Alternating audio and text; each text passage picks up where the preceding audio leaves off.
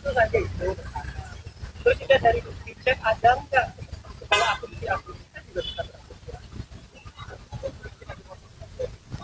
Dengan isi dakwaan itu namanya disebut terus dibilang yang Oh iyalah, kayak gitu. Iyalah, kalau dirasa dirugikan dalam artian kenapa saya jadi terseret-seret, tapi kalau terseret-seretnya karena kan memang ada dalam ceritanya seperti itu, tapi jangan mengisyaratkan kalau seandainya saya ini misal singkat itu dia, itu aja. kerugiannya mental, mungkin mental juga atau mungkin ada materi juga. Mengganggu waktu.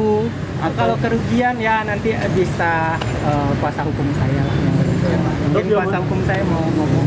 Silakan. Yang pasti seperti saya sampaikan bahwa klien kami hadir untuk menyampaikan apa yang dia alami, dia rasakan, ya, bukan apa yang saya briefing ke beliau, tapi beliau nanti akan sampaikan fakta-fakta persidangan sesuai dengan apa adanya.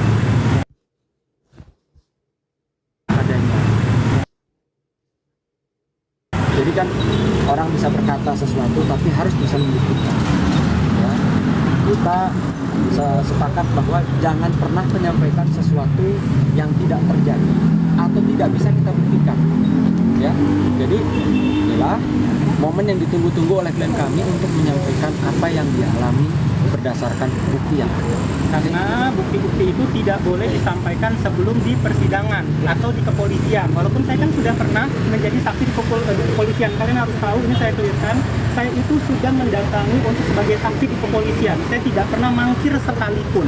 Jadi saya sudah pernah diperiksa dan status saya tidak tersangka sampai sekarang pun saksi. Itu yang pertama. Kedua, dan saya memberikan bukti-bukti. Kenapa dokter nggak ngasih tahu bukti-buktinya kami ke awak wartawan? Karena memang tidak boleh. Kan kalian tahu tentang hukum ya. Kita tidak boleh memberitahu tentang barang bukti. Barang bukti yang sah itu tidak boleh diumumkan. Lalu berikutnya lagi, ini akan saya beberkan hanya boleh di persidangan. Karena kalau seandainya saya sudah beberkan, saya tidak bisa menjadikan ini barang bukti lagi, sudah tidak sah. Tapi ketika saya sudah beberkan, baru saya bisa berbicara sama kalian. Berarti omongannya nanti kalian tanyakan setelah persidangan. Bang, satu lagi Bang, terkait kerugian yang dialami oleh Dr. Rogi yang namanya diseret itu mungkin ada langkah-langkah apa nanti Bang? Nanti kita lihat setelah hasil persidangan ya. Cuma yang pasti nanti setelah alat bukti dijadikan fakta-fakta di persidangan, nanti kita akan lakukan klarifikasi untuk pemulihan nama baik beliau. Dr. Rocky mungkin dapat informasi dari Dr. Rocky hari ini yang dihadirkan JPU siapa lagi?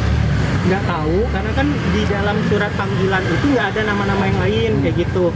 Tapi saya mendapatkan untuk panggilan di hari ini datang itu saya dapat suratnya di Selasa sore kayak gitu. Dan juga saya sebenarnya udah tebak-tebakan, ini kan udah pemanggilan saksi-saksi kemarin, pasti kan akan saksi-saksi